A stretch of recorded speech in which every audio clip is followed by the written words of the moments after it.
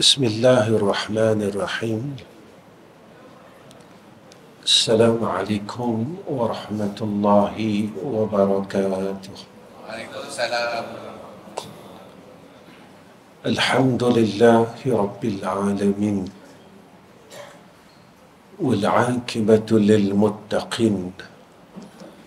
Wal hadi ila siratin mustaqim.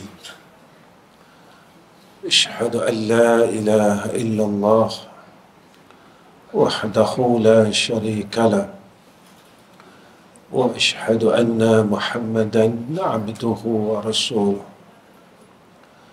اللهم صل على سيدنا محمد وعلى آله وصحبه وسلم اللهم لك الحمد وإليك المستكى وأنت المستعان ولا حول ولا قوة إلا بالله العلي العظيم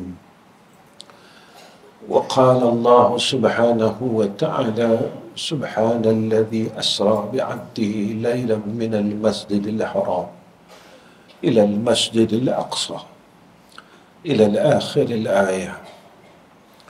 Pertama sekali saya panjatkan ucapan terima kasih kepada Madrasah Islahiyah Madrasah Al-Amin atas jemputan kuliah duha ini, dan saya hormati pengurusi Madrasah Al-Amin, timbalan pengurusi seluruh pegawai tadbir Madrasah Al-Amin dan seluruh ahli qaryah. Pertama sekali kita ucapkan syukur kepada Allah Subhanahu wa Ta'ala dengan peluang ini yang Allah berikan kepada kita. Peluang ini tak selalu kita dapat. Peluang ini adalah anugerah daripada Allah Subhanahu wa Ta'ala. Dan peluang inilah yang akan kita bawa balik menemui Allah Subhanahu wa Ta'ala. Peluang kebaikan yang kita buat pada pagi ini, dan inilah yang disebutkan oleh Sayyidina Rasul, iaitu tentang amal salih. Amal salih ini tentang sebenarnya mudah tetapi susah untuk dilaksanakan. Kenapa saya kata mudah? Kita cuma duduk saja, perkara yang cukup mudah, tidak mengeluarkan kederat kita, tidak mengeluarkan apa-apa pun, cuma kita diminta supaya kita duduk untuk kita mengingati Allah Subhanahu wa Ta'ala. Dan besok apabila kita balik menemui Allah Subhanahu wa Ta'ala, kita akan tercengang dan terkejut apa yang kita buat pada hari ini. Sebenarnya kita agak terlalu lupa dengan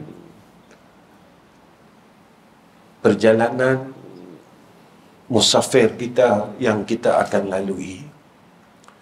Musafir yang kita lalui bermula daripada rahim mak kita. Dan sekarang kita berada dalam musafir alam dunia.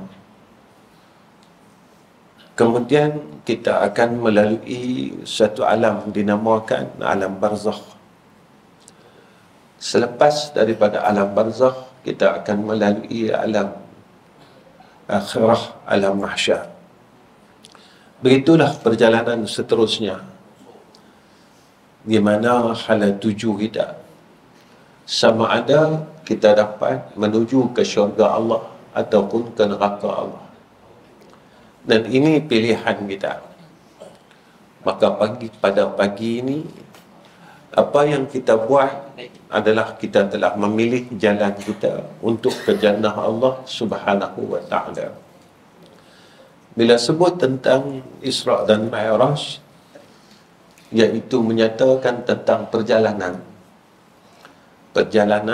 seorang hamba Allah yang bernama Muhammad bin Abdullah sallallahu alaihi wasallam menuju ke hadrah Allah. Kita juga sedang berjalan menuju ke hadrah Allah. Cuma dengan kesibukan kehidupan kita, kita tak perasan yang mana masa kita semakin hari semakin pendek, semakin hari semakin singkat.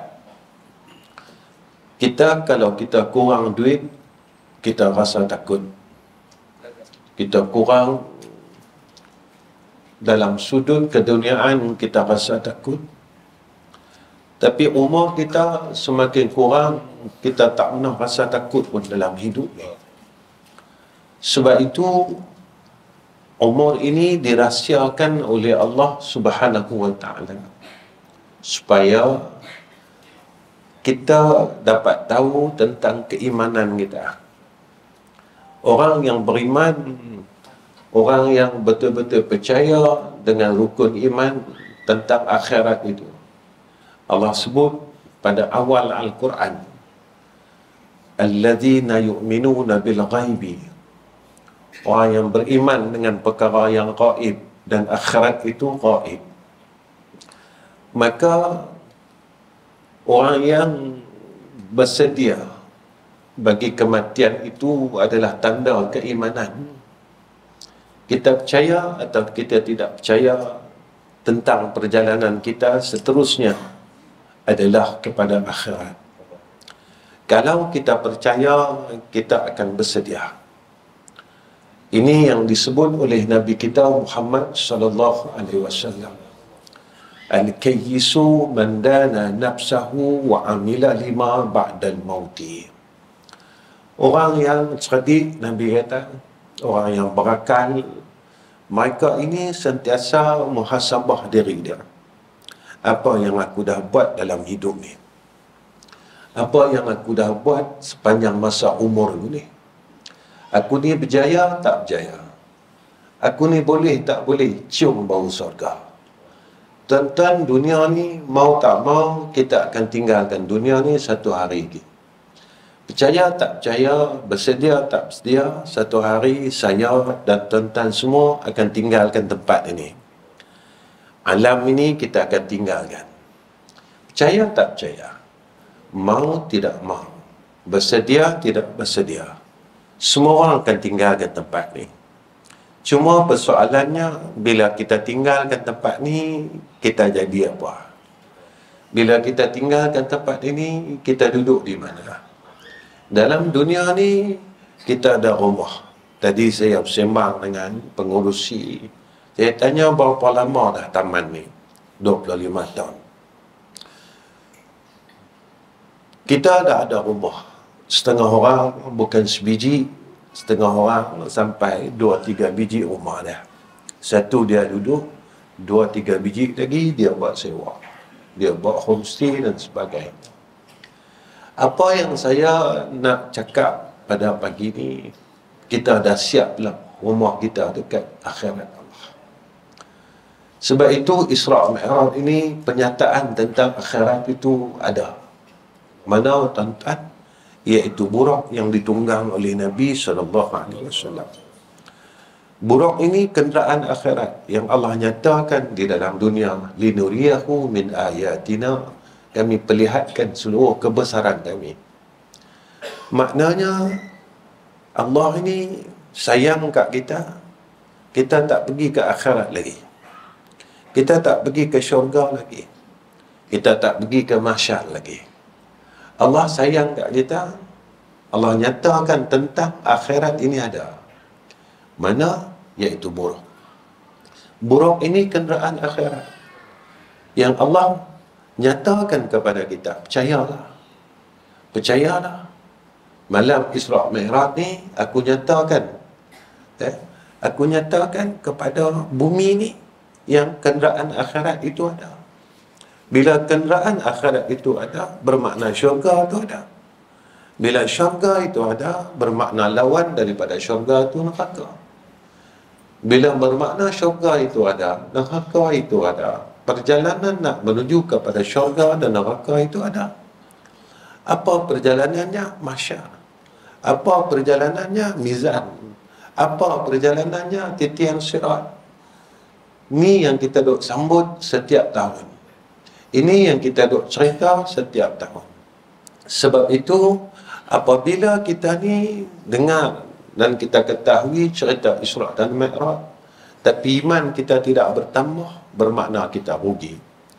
Dalam peristiwa Isra' dan Mi'raj ini, tuan-tuan, saya dan tuan-tuan dah berkali-kali mendengar cerita ini. Sebelum proses bermulanya perjalanan Isra' ini, maka berlakunya satu proses penyucian pada tubuh Nabi kita Muhammad sallallahu alaihi wasallam. Sebab itu setelah dicuci akan jantung Rasulullah sallallahu alaihi wasallam diisi beberapa perkara, di antaranya adalah dengan ilmu. Seseorang yang nak berjalan menuju kepada Allah Subhanahu wa ta'ala, dia mesti bersihkan diri dia. Kalau kita balik dalam keadaan penuh dengan dosa dan maksiat, kat sana susah. Dalam dunia ni kita tak mau susah, tak ada seorang pun mau susah. Tak ada seorang pun yang mahukan hidup dia susah. Susah nak hidup, susah nak makan, susah nak belanja, susah itu dan susah ini. Tapi kalau kita orang bijak, makna kita juga akan memilih, aku tak mau susah dekat sana. Sebab itu kita kena bersihkan diri kita betul-betul. Sebab itu ulama aturkan kepada kita supaya kita ini bersihkan diri kita. Nak bersih daripada apa? Perkara yang tak baik dalam diri kita ni. Saya kalau cakap dalam masyarakat yang duduk di kawasan taman, saya selalu bercakap tentang hablum minan nas. Manusia ini, tuan-tuan, bukan manusia kita. Kita ini tidak gagal daripada sudut semayang. Ramai orang boleh semayang. Ramai orang boleh puasa Rejab. Ramai orang boleh puasa Isnin Khamis. Tapi ramai yang gagal daripada sudut hablum minan nas. Dia dengan jiran dia, dia bergaduh sama-sama dia. Masalah pokok pelam dia bergaduh. Masalah parking dia bergaduh. Tuan-tuan, saya nak habaq macam ni. Pokok pelam yang kita tanam tu bukan tanah kita pun. Tanah yang kita tanam depan pagar kita, yang tu reserve jalan. Mana siapa nak ambil boleh, bukan kita punya. Kita tanam tanah orang. Tapi kita ni pelik. Tanah orang kita tanam dan kita mengaku yang pokok tu pokok kita. Nak bagi tahu bukan masalah pokok pelam. Nak bagi tahu yang kita ni jahat. Nak bagi tahu yang tu, yang kita ni masih jahat. Yang mana kalau kita ni orang saleh, kita pegang pada satu hadis Nabi sallallahu alaihi wasallam. Nabi kata, kalau kita ni sebelum daripada kita mati, kita boleh tanam satu pokok kurma, dan pokok kurma ni berbuah, dan buah tu orang ramai boleh makan. Maka Nabi kata, yang ni satu amal jariah kita. Tapi kita tak nampak yang kita ni jenis orang yang berbuat semayang sunat, kita malas. Baca Quran, kita malas. Bangun malam, kita gagal sampai sekarang. Baca Quran, kita gagal sampai sekarang. Tanya diri kita, dah berapa lama kita tak pegang mushaf Al-Quran? Berapa lama dah kita tak pegang mushaf Al-Quran? Dalam rumah kita ada Quran. Berapa lama kita tak pegang? Kita tak teringatkan masa kita kecil-kecil dulu, tiap-tiap petang lepas asar, kita akan peluk Al-Quran, kita akan bawa pergi rumah guru Al-Quran. Tiap-tiap petang kita mengaji. Sekarang ni, mana Quran yang duduk rumah kita ni? Mana Quran? Bila masa kita pegang Quran? Bila masa kita cium Quran? Bila masa kita buka Quran? bila masa kita tengok Quran, bila masa kita jadikan Al-Quran ini sahabat kita dalam hidup ini. Kalau kita tak mau jadikan Al-Quran itu dalam hidup kita, besok tatkala kita berada di dalam liang lahat, semua orang tinggalkan kita. Isteri kita tinggalkan kita, suami kita tinggalkan kita, anak-anak tak peduli kat kita. Percayalah tuan-tuan, percayalah, masa kita lah duk sihat ni pun anak-anak tak peduli kat kita. Mereka sibuk dengan handphone mereka masing-masing. Mereka tak pernah tanya kita ni, mak sihat ke? Mak makan tak lagi? Mak macam mana? Pak macam mana? Pak batuk ni pasal apa? Pak makan tak lagi? Kita dibiarkan oleh anak-anak kita masa kita hidup lagi. Kalau hidup ni anak-anak kita biarkan kita, tuan-tuan, mati besok, mereka nak peduli tak kat kita? Mereka tak peduli kat kita. Sebab apa? Sebab ulama dia sebut kat kita, dalam hidup kita ni ada beberapa perkara yang akan diragut di dalam hidup kita. Yang pertama, kata ulama, roh kita diragut oleh malaikat maut tanpa keizinan kita. Kita mau, kita tak mau, kita mau mati, kita tak mau mati, kita bersedia nak mati, kita suka mati, kita benci mati, malaikat maut akan datang jumpa kita dan dia terus ragut roh daripada jasad kita. Tuan-tuan, mai nak habaq macam ni. Dalam bulan ini kita sering dengar doa dalam bulan Rajab, Allahumma barik lana fi Rajabin wa Sya'bana wa ballighna Ramadan. Imam selalu duk ulang-ulang doa ni.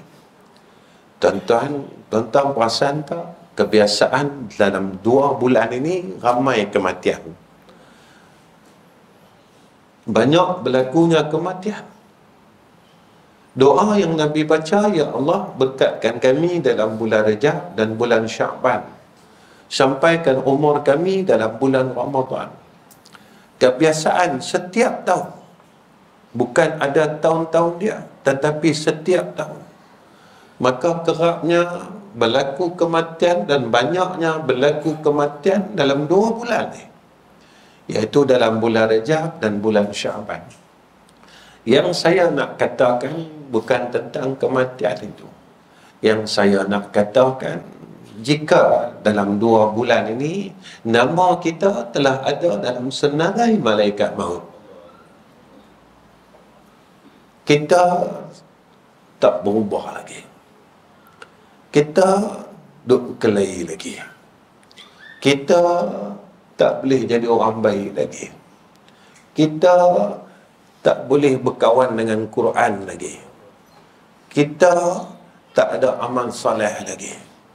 Kalau dalam 2 bulan ini senarai nama kita ada di dalam senarai malaikat maut, apakah kita bersedia untuk kita menghadapi perjalanan yang baru kita, yang dinamakan perjalanan akhirat?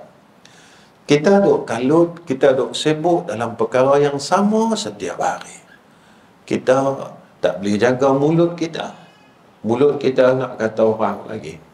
Sebab itu Nabi pesan dekat kita, kalaulah kita ini nak tahu yang kita ni orang soleh, orang baik, Nabi suruh kita tanya 3 golongan ini. Yang pertama, tanya ahli kita. Isteri, tanyalah suami. Suami bertanyalah kepada isteri, apakah aku seorang suami yang baik dalam hidup aku? Kalau seorang isteri, bertanyalah kepada suami, apakah aku ni orang baik, insan yang baik dalam hidup abang? Yang kedua, Nabi suruh tanya anak-anak kita. Kalau kita seorang ayah yang baik dan ibu yang baik, nescaya Nabi kata kita ni orang saleh. Saya teringat satu perkataan daripada Syekh Yusuf Al-Hasani. Sewaktu saya berjumpa dengan Syekh Yusuf Al-Hasani, dia kata apa? Kelebihan seorang anak ini pada kelebihan seorang ayah dan ibu. Maksud nak kata, keberkatan seorang anak pada keberkatan seorang ayah dan ibu. Dan dia kata lagi, dia kata, kelebihan ataupun keberkatan seorang ibu dan seorang ayah, kelebihan dia daripada anak-anak mereka. Sebab itu tuan-tuan, kita ini kadang-kadang kita lupa tentang dua perkara. Yang ketiganya, Nabi kata, kalau kita nak tahu yang kita orang soleh, tolong tanya jiran kita. Sebab itu tuan-tuan, perasan tak? Bila kita semayang mayat, habis-habis semayang mayat, imam tanya, apa khabar mayat ini? Semua jemaah kata, baik. Tahu tak? Sebenarnya kita nak tipu siapa? Pada hakikatnya kita bukan jiran yang baik. Pada hakikatnya kita masih duk kelahi lagi dengan jiran kita yang sebelah. Dan kita berkelahi ni tuan-tuan dalam masalah dunia yang tak pernah selesai. Sebab itu dalam peristiwa Isra' dan Mi'raj, sahabat yang rapat dengan Nabi adalah malaikat Jibril. Tuan-tuan, kita ni, kalau kita tak selesai dalam hidup ni, besok di akhirat kita tidak akan selesai. Sebab apa? Antara perkara yang akan diragut kata ulama dalam hidup kita, dalam diri kita, yang kedua adalah harta yang kita tinggalkan akan diragut oleh anak-anak dan waris tanpa keizinan kita. Rumah kita, duit kita, semua yang kita tinggalkan, anak-anak kita akan ambil, akan bagi-bagi, ya. Kita kata paraid. Tuan-tuan, kita dari muda kumpul duit ni. Dari muda kita himpun harta ni. Bila kita mati, anak-anak kita bagi-bagi, satu sen pun dia tak ingat kat kita. Hak yang cari duit tu kita. Hak yang duk sayang-sayang sangat kita. Yang duk peluk sangat harta ni kita.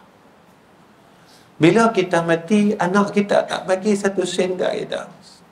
RM1 pun dia tak wakafkan atas nama kita. RM1 pun dia tak mau wakaf sedekah atas mak dan ayah kita. Tuan-tuan, saya nak bagi tahu macam ni. Apa yang kita buat kat mak kita, apa yang kita dah buat kat ayah kita, itu yang anak kita akan buat kat kita. Itu yang anak kita akan buat atas kita. Masa kita bagi-bagi harta paraid dulu, berapa sen, berapa kupang, berapa duit yang kita wakafkan atas nama mak, atas nama ayah kita. Atau satu sen pun kita tak pernah buat. Dan benda itu akan berlaku atas kita. Percaya tuan-tuan. Dan yang ketiga, apa kata ulama, amal saleh kita akan diragut oleh orang yang pernah kita zalim.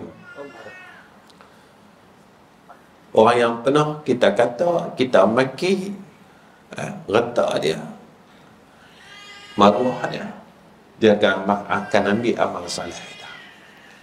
Orang yang pernah kita berhutang dalam hidup ni, kita tak mau bayar hutang tu. Bayar hutang ni wajib. Kita buat tak tahu lah. Kita buat tak erti saja. Tak apa. Besok kalau kita mati, maka hutang-hutang yang kita tak mau bayar ni, Allah ambil daripada amal kita. Itu kalau kita ada amal saleh. Kalau amal saleh tak ada, kita nak bayar pakai apa? Kalau amal soleh tak ada, kita nak bayar ni hutang-hutang ni pakai apa?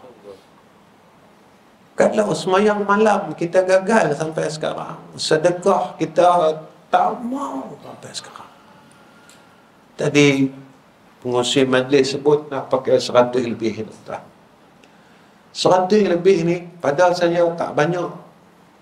Kita kalau boleh keluar seorang 1000, cari 130 orang, selesai. Tuan-tuan, saya nak buat bumbung ni rumah Allah. Kita bukan rajin pergi masjid. Kita kata saya sibuk, ya Allah.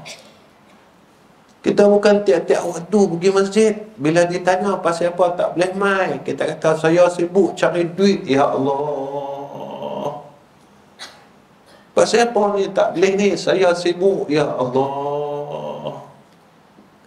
Tuan-tuan, perkataan saya sibuk ni tadi boleh tak Allah terima besok di padang mahsyar?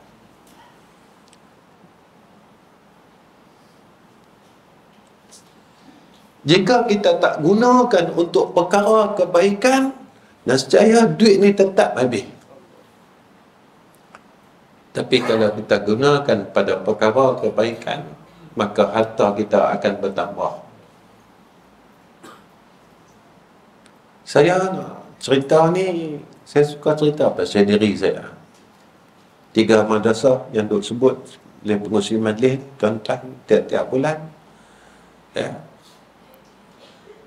Saya nak guna sampai 80,000. Pelajar saya seorang pun saya tak minta 1 sen yuran daripada mereka. Hampir 40 tahun.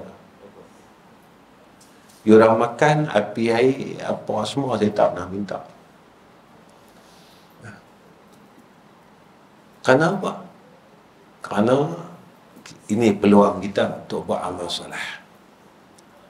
Macam yang tuan-tuan dengar tadi, setahun dapat 200,000. Tinggal 130 berapa hari? 131,000. Hari ini ada 100 orang lebih, 150 ke 200 orang ada hari ini. Kalau seorang boleh janji dengan pengurusi, saya bagi 1,000, yang ni lah amal saleh saya. Saya tak tahu besok kalau saya mati macam mana. Saya buang duit, ya Allah, pada perkara yang bukan-bukan dalam hidup saya, banyak ribu dah. Saya buang buat sini, saya buang pergi sini, saya buang pergi sini, saya buang pergi sini, ya Allah. Ni Rejab, Syaban, kena nak raya. Tiap-tiap tahun beli baju raya, tuan-tuan. Kita tak pakai pun. Duduk dalam almari saja. Apa salah? Tuan-tuan, ya Allah, aku tak tahu, mungkin 1-2 bulan ni aku mati pula. Adalah 1,000 ni, aku bukan kaya, ya Allah. Aku tak kaya pun. Aku bukan ada duit. Tapi aku tahu harta yang ada pada aku ni kau bagi. Aku tahu duit yang ada pada aku ni kau bagi. Kalau kau tak bagi, aku tak ada, ya Allah. Ya Allah, bagi aku kekuatan untuk keluarkan 1,000 ringgit ni untuk aku perbaiki rumah kau. Yang mana yang ni rumah kau. Ingat tak masa PKP dulu, kita tak boleh masuk dalam surau kita.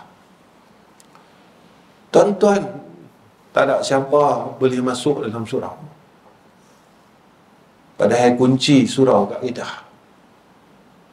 Kunci surau kat kita, tuan-tuan. Kita tak boleh masuk, tuan-tuan. Nak bagi tahu, walaupun benda itu ada pada kita, jika Allah tidak benarkan, nescaya kita tak boleh buat satu apa sekalipun. Jika Allah tak mau kita mendapat kebaikan, nescaya Allah tak akan bagi kepada kita kebaikan.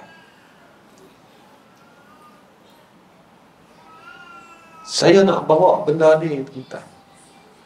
Bukan nak cerita Isra' Mi'raj ni, setakat cerita, lepas tu balik, tak ada apa-apa. Sebab itu, tuan-tuan, kita tiap-tiap maghrib, hari Minggu ke hari Sabtu ke, kita ada kuliah duha. Maka kita mengaji ni untuk apa? Sebab itu, tuan-tuan, dalam menuntut ilmu ni, kita maukan ilmu ini manfaat untuk diri kita. Sebab apa? Antara salah satu orang yang akan ditarik masuk neraka Allah, mereka dah rajin menuntut ilmu, tetapi ilmu yang ada pada dia, dia tak beramal pun. Lalu orang kata, macam tu saya tak mau mengaji.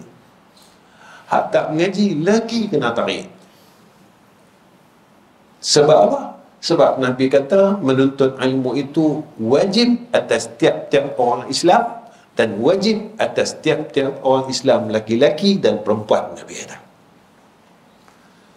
Mana sampai tak boleh berhenti selagi mana ilmu itu tak selesai dalam hidup kita. Tuan-tuan, kita mengaji ni macam mana nak buat? Pasal apa aku mengaji? Macam mana cara aku nak mengaji? Ulama sebut tentang adab ilmu yang saya nak cerita pagi ni. Ni dah 9:45. Kita mula tadi 9:10. Ada lagi lebih kurang 25 minit. Itu saya berhenti. Saya tengok mata pejam, celik, pejam, celik. Daripada pejam terus, baik-baik saya berhenti. Tapi tuan-tuan jangan risau, mati dalam menuntut ilmu, mati syahid. Kalau tuan-tuan nak pejam terus. Lepas siksa kubur. Tahu? Nah, masa saya mengajar dulu, guru saya cakap macam tu, ada murid kami ni, ada murid-murid antara kami ni lena.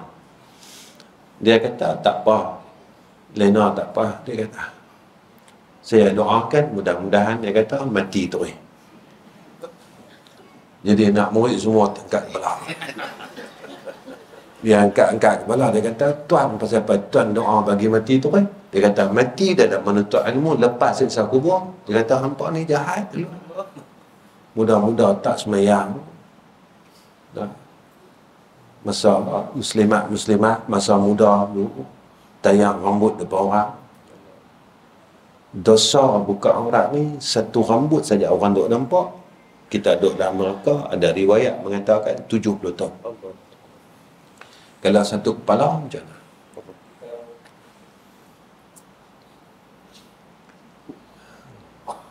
Ya. Jadi siapa yang lena tu, saya doakan mati tu. Ya. Dia lepas siksa kubur. Baik, tuan-tuan. Pagi ni nak serius sangat pun tak boleh, tuan-tuan takut lena. Tapi ada cerita orang-orang yang mengaji lena ni, dia alim. Cerita dia, salah seorang daripada tuan guru yang besar, iaitu Tok Kenali di Kelantan. Tok Kenali ni, tuan-tuan, dia ni, waktu tiap-tiap kali pengajian, dia tidur. Sampai satu masa, Tok Guru ni, dia sengkut nak baca kitab. Dia tanya dekat murid yang jaga ni, seorang tak boleh jawab. Lalu dia panggil nama Tok Kenali. Tok Kenali kata, dia kata, hang bangun tak? Boleh tak hang jawab masalah? Pada masa itu dia jawab seluruh perkara yang sangkut yang dibaca oleh Tok Guru. Baru kawan-kawan dia tahu bahawa hak Tok Kenali ni dia lena tapi dia alim. Jadi kalau tuan-tuan nak lena pun tak apa. Sebab tuan-tuan ada darah Tok Kenali. Jadi saya tak marah tuan-tuan. Tuan-tuan jangan risau dengan saya. Sebab saya dah mengajar lebih kurang dalam 30 tahun lebih. Mula daripada tahun 90 dulu. Pada 89 saya dah mula mengajar. Jadi saya dah jumpa macam-macam kerana orang mengaji. Ya, tak apa. Saya pernah mengajar tuan-tuan kawasan elit. Ya, mereka mengaji lagi syok. Siap baring tuan-tuan. Buat baring kepala mereka tak ada mereka. Ya, saya tak pernah mau. Saya tak pernah mau. Saya kata tak apa, Datuk lena lah. Ya, memang itu yang tempat yang paling seronok kita tidur adalah majlis ilmu. Ya, sebab apa tuan-tuan?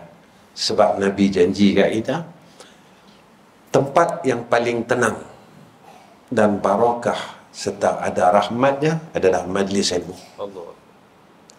Jika kita ada masalah, mai mengaji. Sebab orang yang duduk di dalam majlis ilmu dikurniakan oleh Allah sakinah. Baik itu kalau kita ada masalah keluarga, masalah kerja, masalah apa-apa sekalipun, mai duduk dalam majlis ilmu, pada ketika itu kita akan tenang. Percayalah. Kenapa? Kerana majlis itu sedang didoakan oleh malaikat Allah dan seluruh makhluk yang di bumi, yang di langit, yang di darat, yang di laut, meminta keampunan bagi orang yang berada dalam majlis ilmu. Yang kedua, majlis ilmu ni tuan-tuan, maka di dalamnya adanya keberkatan. Kalau kita rasa hidup kita ni masalah tak pernah selesai, duit kita tak pernah selesai, tak pernah cukup dalam hidup ni, masalah tak pernah, pasal apa tak pernah selesai, main majlis ilmu. Maka sekerap mana kita main, sebanyak itulah keberkatan yang kita akan perolehi. Percayalah. Nah, baik. Maka kita mengaji ni, betul ulama kata, apa adab dia? Antara adab kita menuntut ilmu, yang pertama, kita niatkan kita mengaji ni kerana menuntut keredaan Allah. Pasal apa kita mengaji? Sebab aku nak cari redha Allah. Bila aku tahu, maka pada ketika itulah kita akan menuntut keredaan Allah Subhanahu wa ta'ala. Aku tahu yang ni haram, aku tahu yang ni yang aku kena buat, aku tahu yang ni yang aku kena tinggal. Bila kita niat kerana Allah Subhanahu wa ta'ala, maka Allah bagi kekuatan untuk kita beramal. Yang kedua, kita mengaji ni tuan-tuan,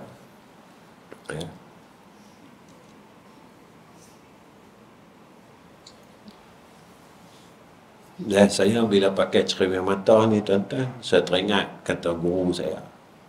Dia kata tanda nak mati, dia kata ulama. Ini tak ada hadis, ulama kata.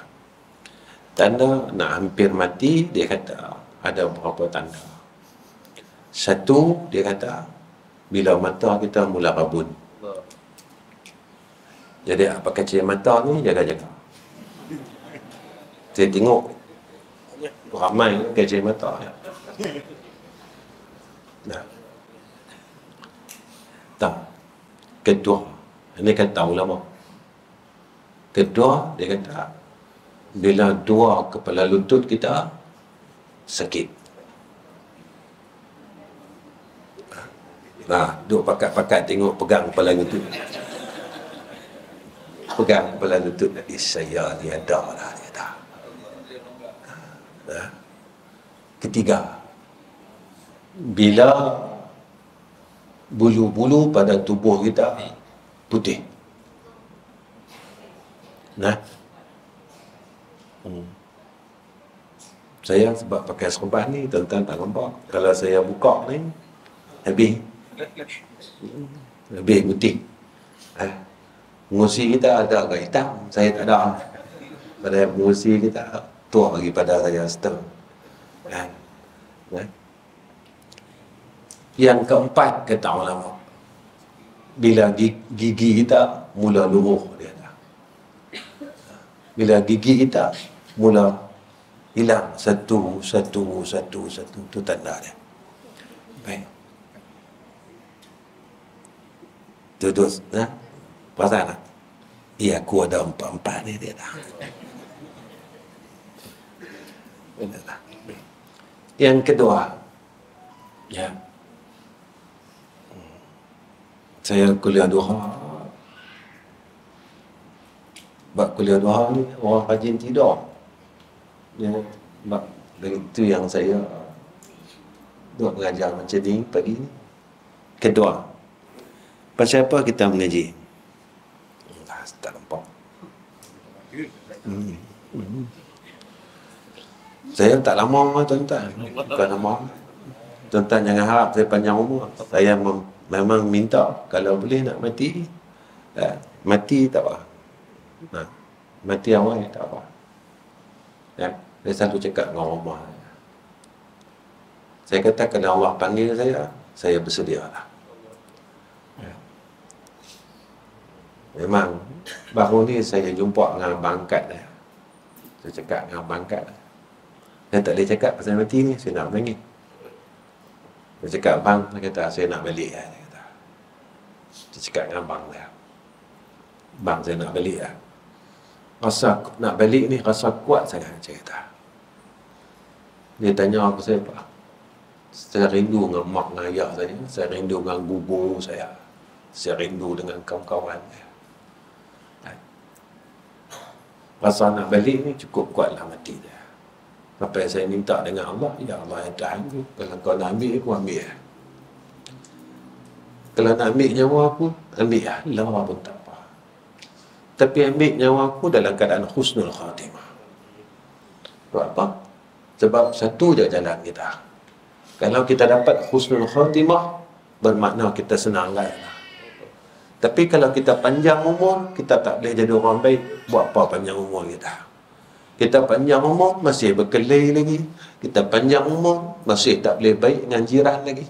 Kita panjang umur, tak boleh sembahyang malam lagi. Kita panjang umur, tak boleh lagi baca Quran.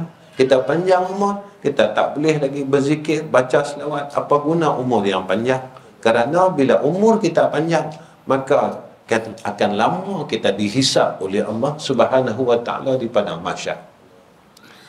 Ya tuan-tuan, itu saya lah. Tuan-tuan minta panjang lagi tak apa. Nah.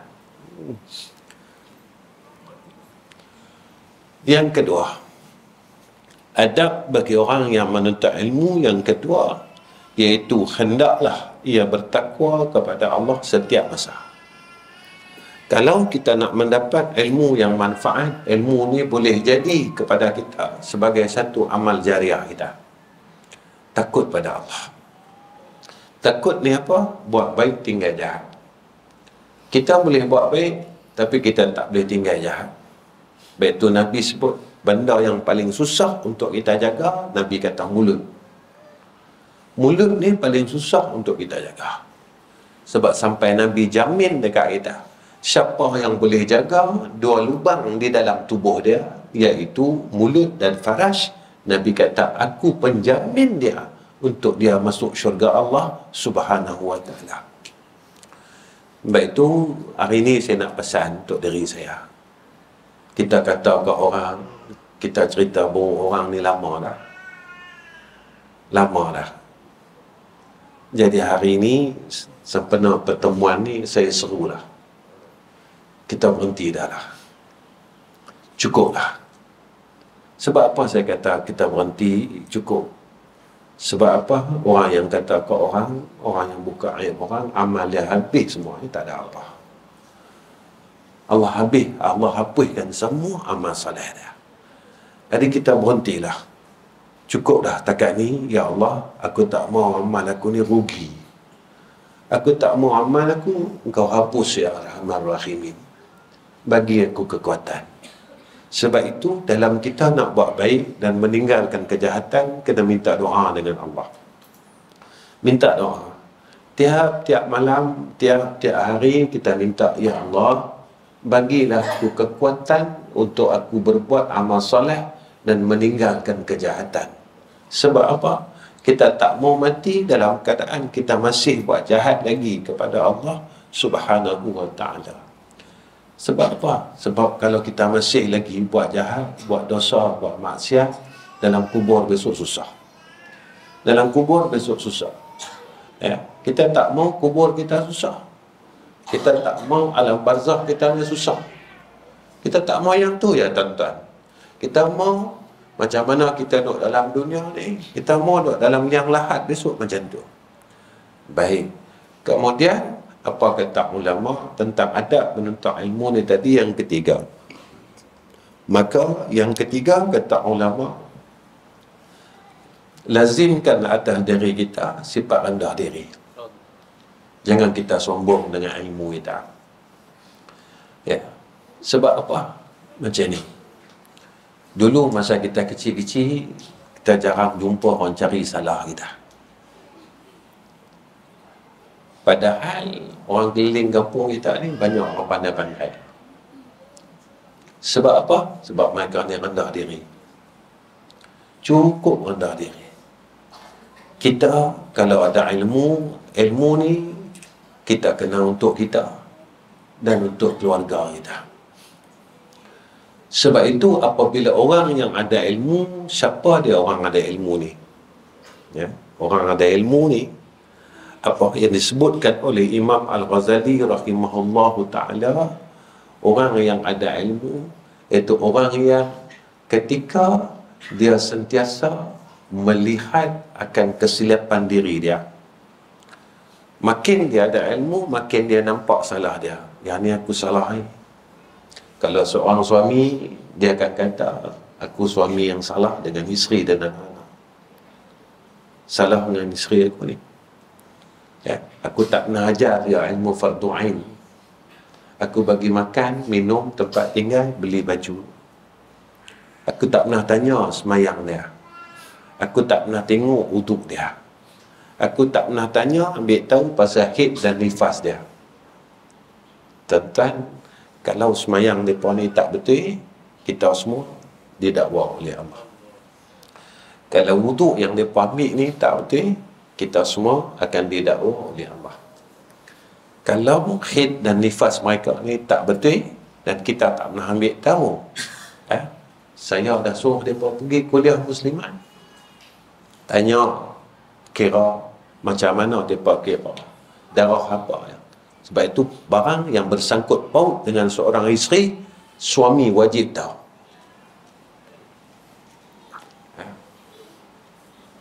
Kalau suami tak tahu, bermakna suami ni tak lepas keadaan fardu ain dia. Bukan senang menjadi suami. Bukan saya bagi awak makan. Duit dapur saya bagi dah. Duit baju saya bagi dah. Jangan kata macam tu, tuan-tuan. Ini tanggungjawab kita. Seorang isteri, kalau dia tidak menunaikan hak sebagai seorang isteri yang betul, Allah akan tanya besok. Saya pernah cerita dalam kuliah saya. Saya bukan kata isteri saya ni baik, tapi dialah isteri yang terbaik dalam hidup saya. Setiap kali saya nak keluar rumah, isteri saya, dia akan jumpa saya. Dia akan minta maaf dengan saya. Setiap hari. Saya menikah 36 tahun dah, tuan-tuan. Anak 7 orang, 4 lelaki, 4 perempuan, 3 lelaki-lelaki, 16 orang cucu. Kira Tok Wan muda. Ya. Cucu saya panggil saya Tok Wan. Tok Wan muda. 16 cucu. Isteri saya akan minta maaf dengan saya setiap hari. Setiap hari, tuan-tuan. Tak payah tunggu raya. Cuma saya tak ambil serius sangat bila dia minta maaf hari-hari tu. Bang, minta maaf, salah saya, dosa saya, zahir batin. Saya pun akan jawab, selamat Hari Raya Aidilfitri.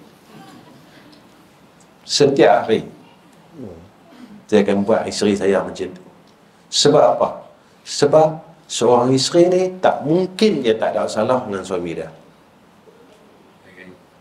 Nah, tak mungkin. Jadi apa nak kait dengan tawaduk ni? Kalau kita sombong, tak guna pun. Kalau kita sombong dengan tempat kita sebagai seorang suami dan kita sombong tempat kita sebagai seorang isteri, maka kita akan rugi dekat akhirat. Kalau kita boleh rendah diri tempat kita sebagai seorang suami dan kita boleh rendah diri tempat kita sebagai seorang isteri, mana kita selamat besok kat sana. Ya, tuan-tuan, orang perempuan boleh mulai hari ni minta maaf dengan suami? Boleh? Ish, macam tak mau. Ustaz, saya alang-alang masuk neraka, biar masuk neraka jahanam terus. Mana kita ni kena rendah diri. Jangan risau. Bila kita buat benda tu, kita akan duduk bersama dengan isteri Nabi, anak-anak Nabi. Tak mau kan? Kita dapat duduk syurga dengan Sayyidatina Khadijatul Kubra. Kita dapat duduk syurga dengan Sayyidatina Fatimah Az-Zahra. Kita dapat duduk dengan Siti Aisyah, dengan Siti Aisyah, dengan Fatimah Az-Zahra dalam syurga. Dalam dunia ni, kalau dapat mimpi bertemu dengan isteri Nabi, anak-anak Nabi, kita seronok dah. Apatah lagi kalau kita dapat duduk dalam syurga yang sama dengan keluarga Nabi kita Muhammad sallallahu alaihi wasallam, Salam. Nah, balik ni minta maaf. Bang, saya minta maaf. Suami kita kata apa? Hang pasal apa ni nak meninggal? Tak pernah dah buat ni. Balik kuliah duha, tiba-tiba hulur tangan minta maaf. Ismak hang tak lama. Nah, baik. Orang perempuan tak jangan ni buat saya. Ya. Suami pun macam tu, tuan-tuan. Buat saya. Saya sendiri saya minta maaf dengan isteri saya. Saya tak tunggu raya, tuan-tuan. Satu hari saya duduk panggil isteri saya, tuan-tuan. Panggil isteri saya minta maaf. Saya kata, saya cakap dengan dia, hari ini baru saya perasan yang awak ni letih. Baru saya perasan, dia kata. Dia dalam keadaan batuk-batuk, dia pergi masak, kan. Saya cakap dengan dia, saya minta maaf. Sebab apa saya minta maaf? Saya kata dulu saya tak perasan.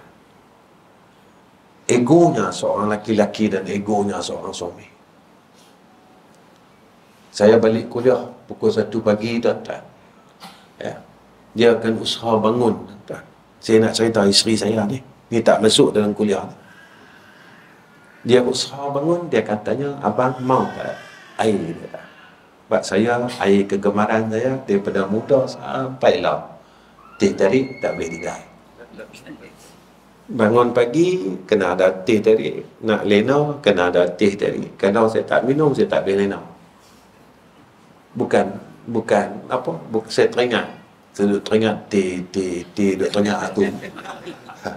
Tak boleh, saya tak boleh. Daripada muda sampai lah. Jadi bila saya balik ni, tuan-tuan, satu hari dia tak bangun. Saya buka pintu bilik, pelan-pelan. Saya tengok dia. Masa saya tengok dia, saya menangis.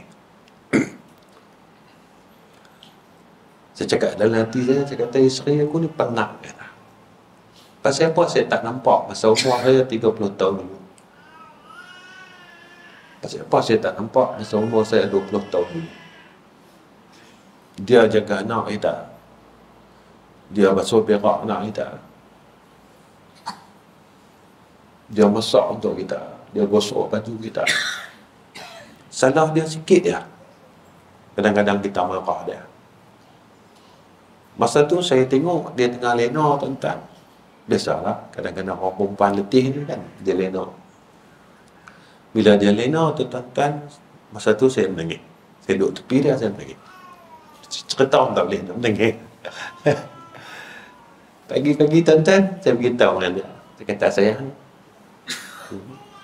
saya umur 55, dia 54. Saya panggil sayang lagi. Kata sayang, abang minta maaf lah. Sebab saya tak nampak. Lah, saya baru nampak. Orang perempuan biasalah.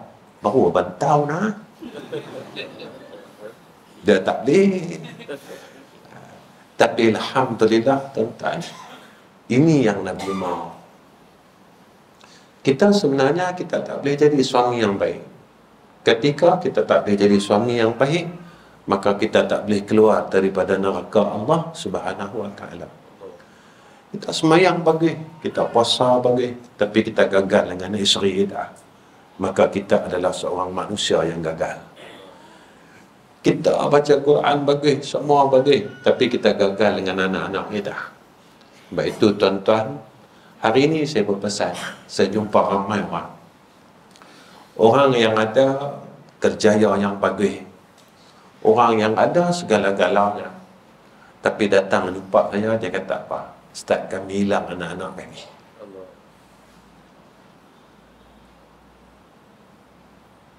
Kami ada duit, Ustaz. Kami boleh pergi umrah tiap-tiap hari boleh. Pergi pagi, balik petang. Balik esok, lusa pergi lagi. Duit ada. Tapi kami hilang anak, Ustaz.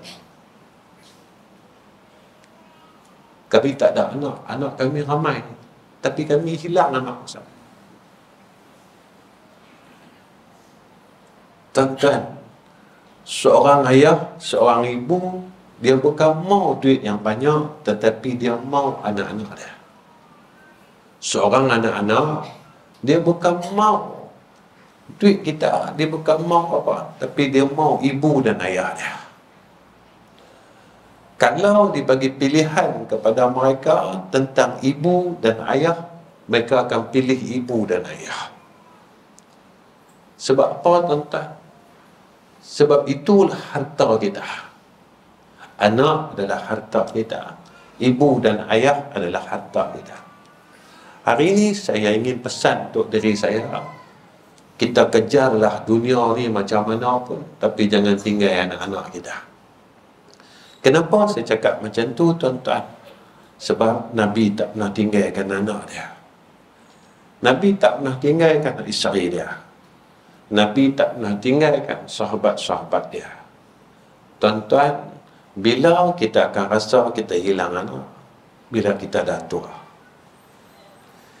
Bila kita dah tua, kita demam sikit-sikit, masa tu baru kita berasa, anak aku tak tanya pun kat aku, ayah apa khabar? Ayah makan tak lagi? Masa tu kita tunggu anak-anak kita, tuan-tuan. Masa tu lah kita kata, duit ni sebenarnya tak guna kalau kita tidak ada kasih sayang. Sebab itu, tuan-tuan, hari ini saya nak pesan, sesibuk manalah kita, sehebat manalah kita, jangan kita tinggalkan anak-anak kita, jangan kita tinggalkan keluarga kita, jangan kita tinggalkan adik-beradik kita. Sebab itu sedekah yang tinggi, tuan-tuan, adalah kita beri nafkah pada anak kita. Ya. Sedekah paling tinggi iaitu dengan kita berikan, ya, harta kita kepada mak dan ayah kita. Ya. Dan sedekah tinggi, tuan-tuan, pahala dia bila kita berikan kepada adik-beradik kita. Ya, tuan-tuan, yang tu saya nak pesan pada pagi ni, supaya kita dapat perkara ni dalam hidup ini dan kita amalkan perkara ni balik daripada kuliah duha ni. Ya, sebab apa? Sebab apa, Ustaz, saya nak kena buat? Sebab saya nak masuk syurga. Yang tu ya. Sebab apa, Ustaz, saya kena buat semua benda ni? Sebab saya nak masuk syurga Allah Subhanahu wa ta'ala. Sebab apa, tuan-tuan? Kita ni, kita kata, saya nak berhenti dah.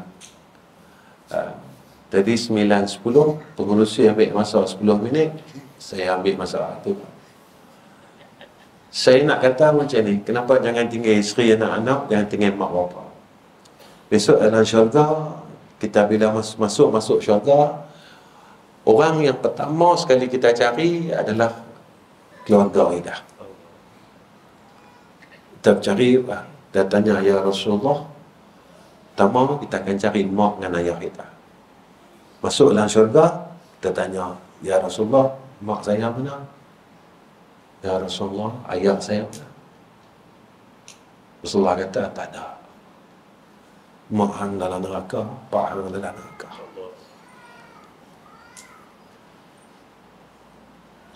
Kalau kita masuk sampai tu pula kita tanya, ya Rasulullah, isteri saya mana? Kalau dalam dunia ni kita jaga isteri kita elok-elok, kita baca Quran sama-sama, bangun malam kita kejutkan dia, ya, kita beramal sama-sama, besok dia ada kat kita. Kita pun tengok-tengok, Rasulullah kata, yang tu isteri, kita pergi cari dia, kita panggil. Kemudian kita akan tanya anak-anak kita, ya Rasulullah, anak-anak saya ada? Rasulullah kata tak ada. Tak tanya kat mana anak-anak kita, Rasulullah tunjuk dalam neraka Allah. Ahli syurga ni, tuan-tuan, dia boleh tengok ahli neraka. Dan kita pergi tengok ahli neraka, tuan-tuan, kita nampak anak kita. Kita nampak anak kita. Kita nampak anak perempuan kita. Mereka panggil nama kita. Dia kata, "Ma, boleh tak tolong kakak? Ma, boleh tak tolong abang? Tu kalau kita duduk dalam syurga. Kalau terbalik tuan-tuan, kita pula akan panggil anak kita. Kita, Long, boleh tak tolong abah lah? Kakak, boleh tak tolong ibu? Tapi kita tak boleh nak tolong masa tu. Melainkan dengan syafaat Rasulullah sallallahu alaihi wasallam. Jadi tuan-tuan, saya rasa cukup setakat ini pertemuan saya dengan tuan-tuan pada pagi ini. Yang ni saya mampu untuk saya bagi kepada seluruh ahli qaryah Madrasah Al-Amin. Dan yang terakhir, saya pesan sekali lagi, 131,000 ni selesai hari ni. Dia jumpa dengan pengurusi seorang 1,000. Nah, boleh tak boleh ni? InsyaAllah. Tak boleh ya Ustaz, mampu lah. Bila tak kat pengurusi ya Ustaz, pandai-pandai siapa suruh nak ganti bumbu, dia punya pasal ya. Dia yang duk ketegak sangat, nak pergi tukar bumbu baru, dia punya pasal. Siapa suruh jadi pengurusi, dah. Dia nak masuk syurga semua, mampu kat dia. Dia pergi masuk syurga. Kami nak kendian Ustaz. Jangan buat macam tu. Nah.